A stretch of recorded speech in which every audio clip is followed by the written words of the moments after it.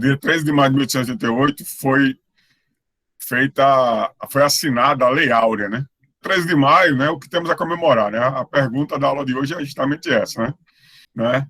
No dia 13 de maio de 1888, a filha de Dom Pedro II, a princesa herdeira do trono do Brasil, a princesa Isabel, assinou a Lei Áurea.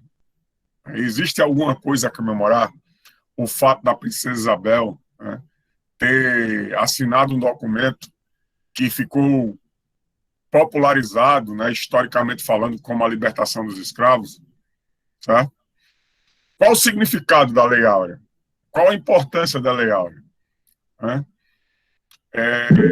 É importante, em primeiro lugar, a gente entender o seguinte: quando a princesa Isabel ela assinou a Lei Áurea, né, efetivamente você tinha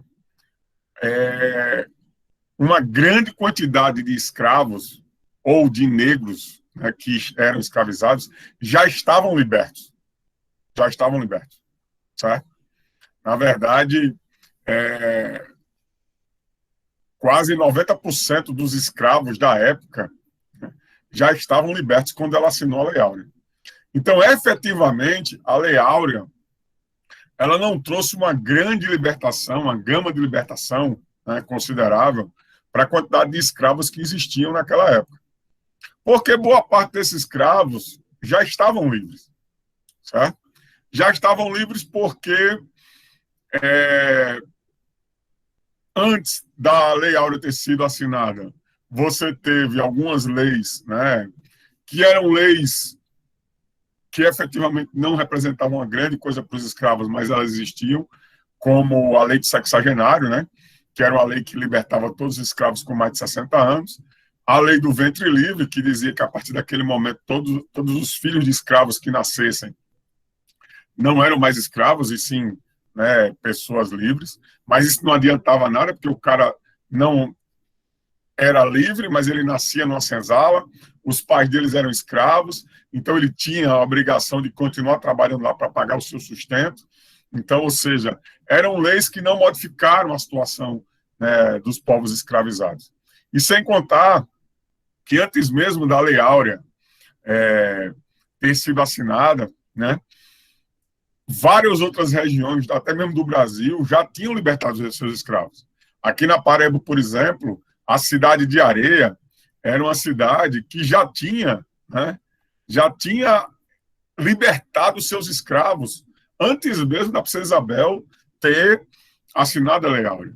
O estado do Ceará, a região da Amazônia, já tinham libertado seus escravos antes mesmo da princesa Isabel assinar a Lei Áurea. Então, efetivamente, apesar de algumas pessoas acharem, né, que a princesa Isabel assinou a Lei Áurea, a libertação dos escravos, efetivamente, o que ela fez, né, para a população que estava escravizada, ela não teve um grande efeito, né? A Lei Áurea ela surtiu um efeito para o desgaste do primeiro reinado, do segundo reinado, né? É um desgaste, né, para o Império, que inclusive esse foi um dos elementos que culminou inclusive com a falta de apoio dos escravocratas e depois com a proclamação da República, né? A Lei Áurea ela teve essa repercussão, sim, né? Uma parte dos escravocratas, dos senhores de escravos, que se sentiram traídos, né, pelo Império, né, quando ele assinou a Lei Áurea. Mas, efetivamente, boa parte desses escravos já estavam libertos. Mas um debate que é importante ser feito, né, é justamente essa pergunta que eu faço aí. Temos alguma coisa a comemorar? Tem alguma coisa a ser comemorada com a assinatura dessa Lei Áurea? Efetivamente não. Porque o que um setor do movimento negro costuma dizer, até os dias de hoje, é que foram 300 anos de escravidão, a princesa Isabel assina a Lei Áurea, mas não indeniza, né? Não indeniza esses povos escravizados de 300 anos de trabalho forçado. Além de não indenizar, né? Além de não reparar todo o mal que os portugueses e o Império Brasileiro fez com os escravizados, os povos escravizados, certo? Colocou os povos, os negros, que antes eram escravos, numa condição de subpovos, de subhumanos, de subemprego e subtrabalho. Certo? Então, não há o que comemorar com esses 125 anos de assinatura da Lei Áurea, né? Porque, efetivamente, o nosso povo, os negros e negras desse país, eles não foram libertos, porque o grau de opressão ele continuou, né? Apenas os negros saíram das senzalas e foram para as favelas, né? Eles deixaram de ser escravizados com um trabalho árduo, né, sem salário, e passaram a ter um trabalho árduo com os subempregos e salários miseráveis. Efetivamente, a gente não tem o que comemorar, porque a questão dos negros e negras no país foi tratado, eles continuam até hoje, né, mesmo no século XXI, os negros continuam sendo tratados de forma violenta no nosso país, né, com subempregos e como uma subespécie, através do racismo, através da discriminação. Certo? Olha só, o IPEA, certo? Que é um Instituto de Pesquisa Estatística e Aplicada, ele faz um atlas, ele fez um atlas da violência, né? Então, esses dados que eu estou colocando aqui na tela, não sei se vocês estão conseguindo enxergar, né? São dados do Atlas da Violência 2020, ou seja, do ano passado, certo? E ele pega dados, né, que falam sobre a questão da violência no país, certo? Então, veja só, segundo o Atlas da Violência 2020, né, o número de homicídios de pessoas negras aumentou nos últimos 10 anos, certo? Na última década, aumentou 11,5%, certo? Em apenas 10 anos. Então, isso quer dizer que em 10 anos, a quantidade de negros e pessoas negras no nosso país aumentou 11,5%. Quer dizer o seguinte, quando a gente pensa em porcentagem, fala em porcentagem, quer dizer o seguinte, de cada 100, né, 11,5, 11,5. Né? Nesse mesmo período, certo? Nesse mesmo período, os não negros, né, o que são os não negros? Os brancos, os amarelos e os indígenas tiveram uma queda de 12,9% no número de homicídios. Certo? Você tem, na última década, né, um aumento de mais de 11%, né, nos homicídios dos negros no país, e nesse mesmo período você tem uma queda de 12,9% nos homicídios dos não negros. Certo? Então, olha outro dado aqui dessa pesquisa do Atlas da Violência e do IPEA, né? A taxa de homicídios a cada 100 mil habitantes foi de 13,9 casos entre os não negros e de 37,8 entre os negros. Isso quer dizer que no Brasil, de cada 100 mil pessoas, certo? 13,9 mortes, homicídios, são de pessoas não negras. E 37,8 são de pessoas negras. Ou seja, para cada não negro morto, morre quase 3 negros. No Brasil, da última década, segundo o Atlas da Violência de 2020. O Atlas da Violência ele foi feito no ano passado, certo? E ainda tem uma questão de gênero aí, certo? Essa questão é entre homens e mulheres, né? Não é só a questão de negros e negras, certo? Olha só, na última década, houve uma redução na taxa de mulheres vítimas de homicídio, de mulheres não negras, em 11,7%. Né? E a mesma proporção, uma proporção similar, né, a de mulheres negras subiu em 12,4%. Enquanto a taxa... Olha só como são parecidas os percentuais. Né? Você tem uma redução nos homicídios de mulheres não negras em 11,7% nos últimos 10 anos, e você tem um aumento, né, na quantidade de homicídios de mulheres negras de 12,4%. Ou seja, a quantidade de homicídios de mulheres negras ela vem aumentando, enquanto a quantidade de homicídios de mulheres não negras vem diminuindo nos últimos 10 anos. E a questão da violência e do extermínio, do homicídio sobre os negros, ela recai principalmente na juventude. Né? Em 10 anos, aí ele faz o recorte de 2008 a 2018, observou-se um aumento na taxa de jovens mortos. Certo? Quando a gente fala jovens, a gente fala de pessoas de 15 a 29 anos. Tá? Então, você tem um aumento em que os jovens negros, né, de cada 100 mil habitantes no Brasil, 60,4 são mortos e são jovens negros, entre 15 e 29 anos. Tá? Então, principalmente os jovens homens, do sexo masculino. Né? Os homicídios, né, são a principal causa de óbito entre jovens entre 15 e 19 anos.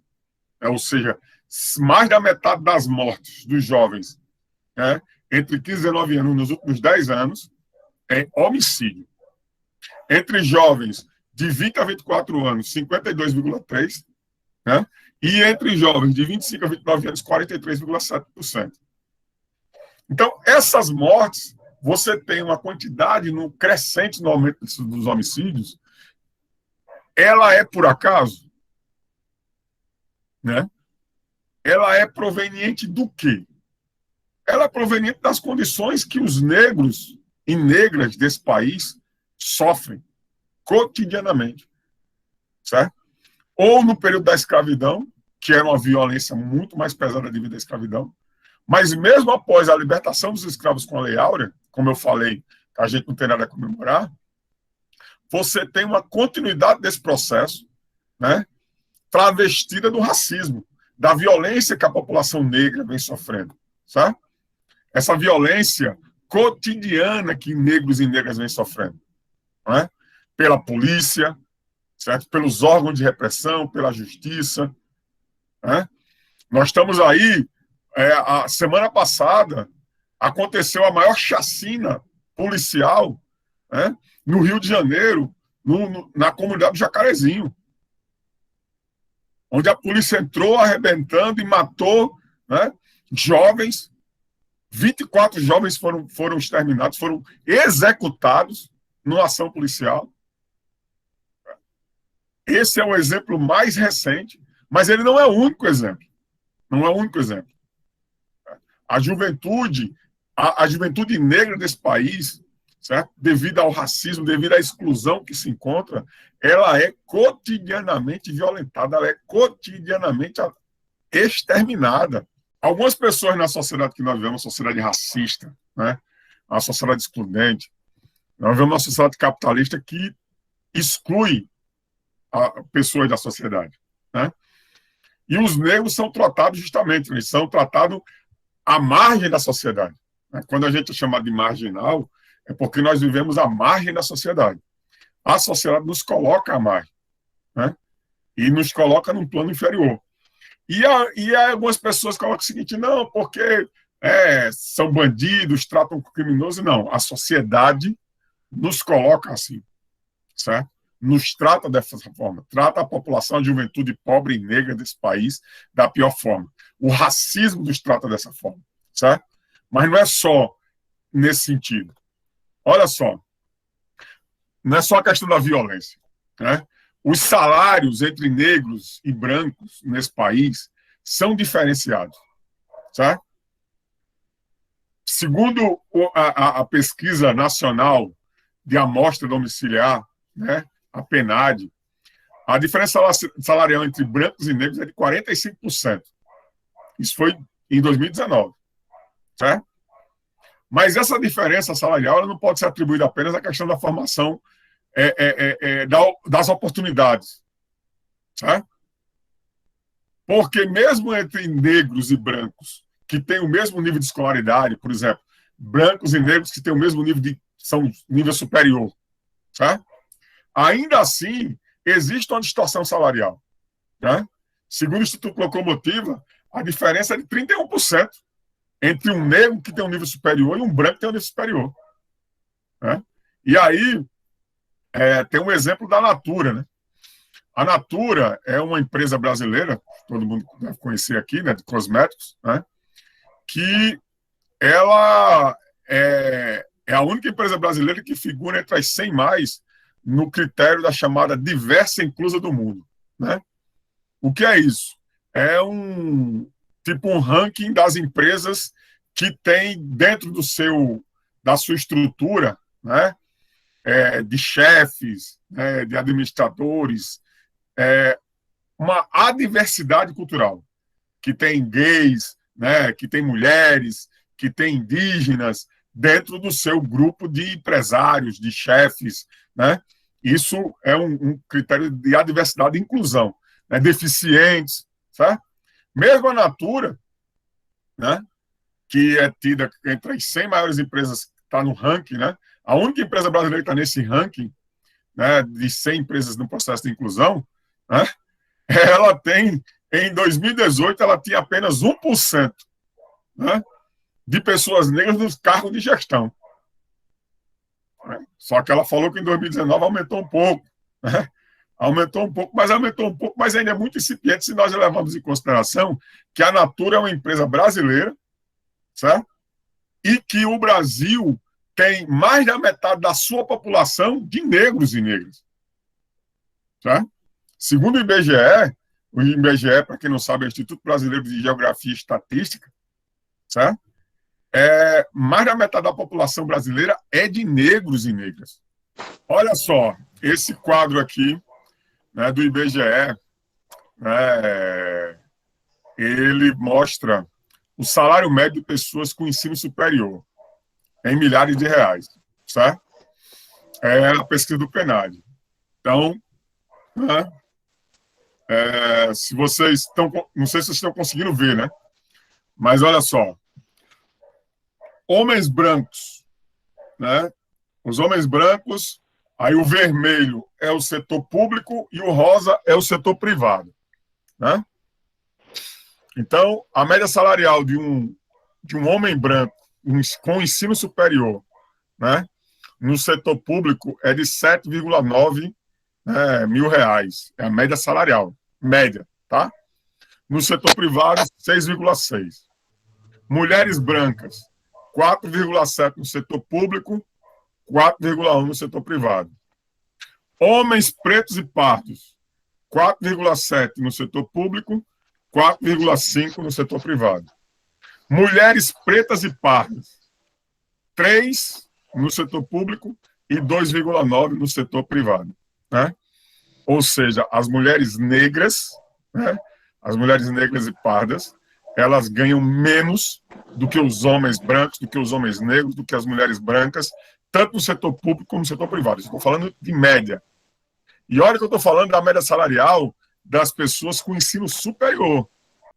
Eu não estou falando de analfabeto, eu não estou falando de ensino fundamental, eu não estou falando de ensino médio. Esse é o salário médio de pessoas com ensino superior, em milhares de reais. Salário médio. Se eu pegar, né, que eu não botei aqui, que eu estou colocando lá em cima, se eu pegar a base da tabela, que são pessoas que não têm esse tipo de escolaridade, a distorção entre negros e negras ainda é maior. Sem contar que a quantidade de negros e negras trabalhando em empregos com escolaridade menor é muito maior. Porque, infelizmente, na nossa sociedade, os negros e negras estão nos chamados subempregos. Tá? Então, essa é uma distorção que a gente vive com o quê? Que tem a ver com a sociedade que nós vivemos. Né? É por isso que eu comecei essa aula com uma pergunta. 13 de maio, temos que comemorar? Essa é a questão central. Né? Nós não temos que comemorar no dia 13 de maio. Porque, apesar de nós vivermos numa sociedade que uma mulher, né, uma filha de um imperador do Brasil, de um rei, o último rei do Brasil, Dom Pedro II, então, Isabel era filha de Dom Pedro II, ter assinado um documento onde ela abolia a escravidão, mas ela aboliu a escravidão num documento, mas ela não aboliu o racismo, ela não aboliu a discriminação, ela não aboliu a exploração dos negros e negras na sociedade, ela não aboliu a violência com que os negros e negras são passados na sociedade.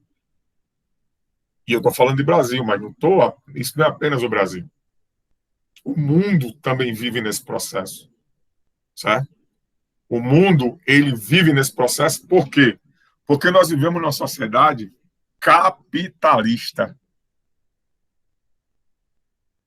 Essa foto aí é de um cara chamado Malcolm X, ou alguns podem chamá-lo de Malcolm X. Malcolm X, para quem não conhece, para quem nunca ouviu falar, ele foi um dos líderes nos Estados Unidos, um dos líderes do movimento negro nos Estados Unidos, em que combateu o racismo nos Estados Unidos. E uma das frases mais conhecidas de Malcolm X é justamente essa que está aí nesse quadro. Não há capitalismo sem racismo. Porque Malcolm X compreendia, quando ele lutava contra o racismo, que lutar contra o racismo é lutar contra a exploração. E quem é que se beneficia com a exploração no mundo de hoje? São os capitalistas. Porque eles se beneficiam do racismo para pagar menos para negros e negras. E quando um patrão paga menos para o seu empregado, quem é que se beneficia? É ele, porque ele tem mais lucro. Então, mais uma vez eu pergunto, o dia 13 de maio, temos o que comemorar? Na minha opinião, não. Os negros e negras na sociedade, eles continuam sendo excluídos, eles continuam sendo explorados, são tratados de forma desumana, de forma violenta. E o dia 13 de maio, ele é tido como um dia nacional de denúncia contra o racismo. Um dia nacional de denúncia que a situação dos negros e negras nesse país não é muito diferente dos 300 anos antes dela assinar a Lei Áurea, que foram os 300 anos de escravidão que nosso povo, que os negros e negras foram submetidos, trazidos de forma forçada da África e colocados aqui no Brasil para trabalhar e para enriquecer, num primeiro momento, para enriquecer os ricos e poderosos da Europa. E depois para enriquecer a burguesia nacional e a burguesia internacional. Porque acabou a colonização dos europeus, mas a exploração dos países imperialistas, como a Inglaterra e depois como os Estados Unidos, continuou. E o povo negro, os negros e negras do Brasil, continuam até hoje trabalhando para enriquecer a burguesia internacional. Significa enriquecer os homens ricos e as mulheres ricas, mas principalmente os homens ricos dos Estados Unidos, da Inglaterra, dos chamados países imperialistas. Alguns historiadores, alguns professores de história, principalmente alguns professores de história mais antigos, da chamada história tradicional, né, colocam essa data, fizeram até algumas pessoas, acho que vocês, quando fizeram ensino fundamental, lá na escolinha, tinha lá datas comemorativas, aí tinha lá o dia 13 de maio, Princesa Isabel, Lei Áurea, né? Mas a história, né, mostra que não há o que comemorar, não há o que se discutir. Então, é um dia que o movimento negro, que o povo brasileiro, os negros e negras da sociedade brasileira, eles devem lembrar, sim, mas eles devem lembrar como um dia de luta, de denúncia contra o racismo. Porque nós vemos uma sociedade racista, uma sociedade que nos trata de forma violenta, que nos expõe à criminalidade, que nos expõe aos subempregos, que nos impõe aos subsalários. É assim que nós somos tratados na sociedade atual. Então, essa é uma discussão que eu queria trazer para a aula de hoje. Certo? Que apesar de para algumas pessoas acharem que é uma data importante, mas é uma data de reflexão. Né? E eu estou aqui justamente para colocar isso para vocês.